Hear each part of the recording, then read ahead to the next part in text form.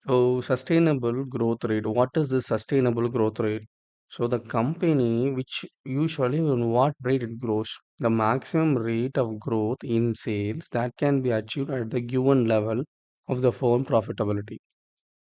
Um, when you going for any valuation of company, you'll see based upon what is this growth rate and how it is linked with sales and how it linked with profit.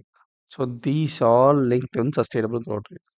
It is measured how much a firm can grow without borrowing more money. Having my own capital and without borrowing any money, I'm growing. How long can I go? After the firm has passes this rate, it must borrow from other source to facilitate growth. So this is the level where up to this they don't need any money to grow. After this they need money. So what is the growth rate? They would require loan. That is what the sustainable growth rate is. So it helps to maintain target capital structure. Up to this capital, we don't require loan. Maintain target dividend payout. So if we pay out more dividend, we may need to buy loan. So we don't. We should reduce the dividend rate, increase it. So if we want to grow more and to reduce liability, we to increase the sale. So these are the three things that we get from sustainable growth. So, sustainable rate, how we get sustainable growth rate is equal to a rate of equity into 1 minus dividend payout ratio.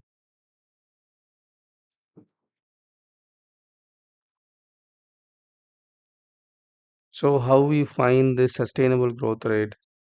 Retention ratio into return on equity. Retention ratio is equal to 1 minus dividend payout. Return on equity is equal to net income. What's the net income I get? On that net income divided by average total equity.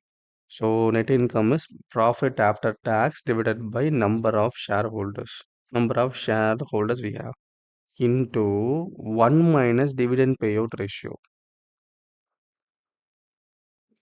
Here is a nice example. The company has a return of equity. So of the money invested, what is the net payout? So that is net total net income in EPS earning per share is 20 percentage. Good. 10 percentage and dividend paid of that earning how much they pay dividend 10% they are paying. So 1 minus 10 to 80% into 10% 8%, the company is growing in 8% ratio. So every year company is growing 8% ratio. If they have this company can grow 8% every year if they have this capital structure left unadjusted by the company. If this capital is unadjusted, now it will grow. If the say operation remain consistent in historic performance, they can grow 8% every year. If not, the rate will change. This is what the conclusion you can get from sustainable growth rate.